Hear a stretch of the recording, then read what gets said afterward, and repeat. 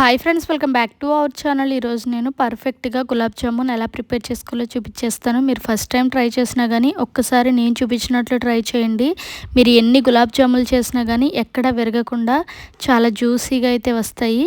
వీడియోనైతే ఎక్కడ స్కిప్ చేయకుండా చూసేయండి. అప్పుడే మీకు ఎలా చేసుకోవాలి ఏంటి అనేది అయితే అర్థమవుతుంది. ఇంకా లేట్ చేయకుండా ఎలా ప్రిపేర్ చేసుకోవాలో చూపిస్తాను. ఫస్ట్ గులాబ్ జామున్లోకి సిరప్ అయితే ప్రిపేర్ చేసుకుందాము. దానికోసం ఒక బౌల్ తీసుకొని అందులోకి ఒక కప్పు షుగర్ని అయితే యాడ్ చేసుకోవాలి. ఏ కప్పుతో అయితే షుగర్ తీసుకున్నామో అదే కప్పుతో కప్పు వాటర్ని అయితే యాడ్ చేసుకోవాలి.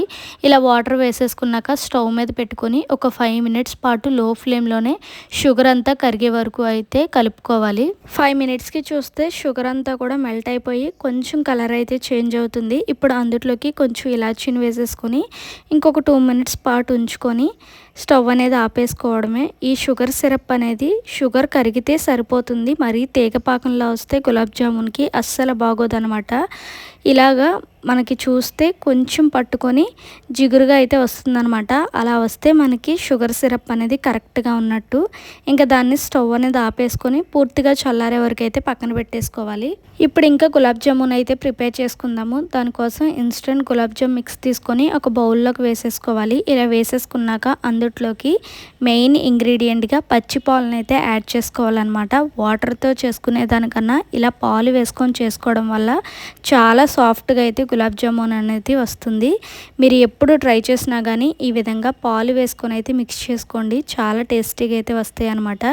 ఇలా పాలు అనేవి కొంచెం కొంచెం వేసుకుంటూ మనకి పిండి అనేది చపాతీ పిండి కన్సిస్టెన్సీ వచ్చే వరకు అయితే మిక్స్ చేసుకోవాలి. ఇలా పాలతో కలిపేసుకున్నాక అందులోకి ఒక స్పూన్ ఆయిల్ కూడా యాడ్ చేసేసుకొని చక్కగా దాన్ని కలిపేసుకోవాలన్నమాట. ఎంత బాగా మిక్స్ చేసుకుంటే గులాబ్ జామున్ అనేది అంత సాఫ్ట్గా అయితే వస్తుంది. ఈ విధంగా మిక్స్ చేసేసుకున్నాక మూత పెట్టేసుకొని ఒక 5 మినిట్స్ పాటు అయితే పక్కన పెట్టేసుకోవాలి. ఇంకా 5 మినిట్స్ ఆగాక పిండి అనేది చూస్తే సాఫ్ట్గా అయితే అయిపోతుంది అనమాట. ఇప్పుడు వాటిని గులాబ్ జాముల కింద అయితే బాల్స్ చుట్టుకోవాలి. దానికోసం హ్యాండ్స్కి ఆయిల్ అనేది అప్లై చేసుకొని కొంచెం పిండి అనేది తీసుకొని నేను చూపిస్తున్నట్లుగా అయితే బాల్స్ అయితే చేసుకోవాలన్నమాట. ఎంత బాగా ప్రెస్ చేసుకుంటూ మనం బాల్స్ అనేవి చేసుకుంటే అంత బాగా అయితే వస్తాయి అన్నమాట. ఎక్కడా కూడా క్రాక్స్ అనేవి రాకుండా ఉండలు అనేవి మనం చేసుకోవాలి. క్రాక్స్ కనుక వస్తే ఏంటంటే గులాబ్ జామున్ అనేది అంత టేస్టీగా ఉండదు. అలాగే ఆయిల్లో వేసినప్పుడు కూడా అవి పేలుతాయి అన్నమాట. అందుకని క్రాక్స్ రాకుండా నేను చూపిస్తున్నట్లుగా ప్రెస్ చేసుకుంటూ అయితే గులాబ్ జామున్ అయితే ప్రిపేర్ చేసుకోండి. గులాబ్ జామున్ రెడీ అయిపోయింది కదా. ఇప్పుడు గులాబ్ జాములు ఫ్రై చేసుకోవడానికి ఆయిల్ని అయితే పెట్టుకుందాము. దానికోసం స్టవ్ ఆన్ చేసుకొని ఒక కడాయి పెట్టుకొని అందులోకి డీప్ ఫ్రైకి సరిపడా ఆయిల్ని యాడ్ చేయాలి.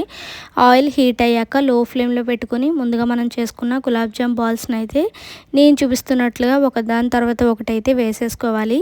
ఇలా వేసేసుకున్నాక లో ఫ్లేమ్లో పెట్టుకొని గోల్డెన్ కలర్ వచ్చే వరకు కూడా అయితే ఫ్రై చేసుకోవాలి. గులాబ్ జాములు వేసాక హై ఫ్లేమ్లో మాత్రం అస్సలు పెట్టకండి.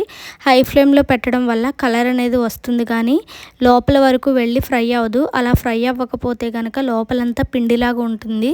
కాబట్టి లో ఫ్లేమ్లో పెట్టుకొని గులాబ్ జామున్లు అనేవి గోల్డెన్ కలర్ వచ్చే వరకు అయితే ఫ్రై చేసుకోండి. ఈ విధంగా కలర్ అనేది వచ్చాక ఇప్పుడు వాటిని అయితే ఒక ప్లేట్లోకి తీసుకొని అయితే పక్కన పెట్టేసుకోవాలి.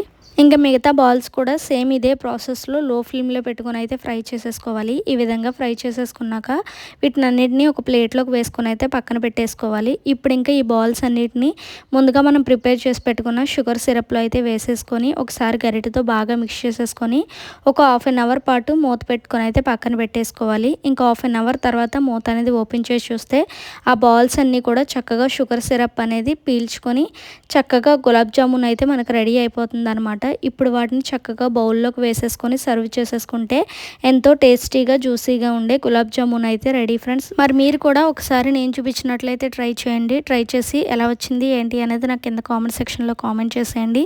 మళ్ళీ ఇంకొక మంచి సింపుల్ రెసిపీతో మేము ముందుకు వస్తాను. Thanks for watching. Keep supporting our channel. Bye friends.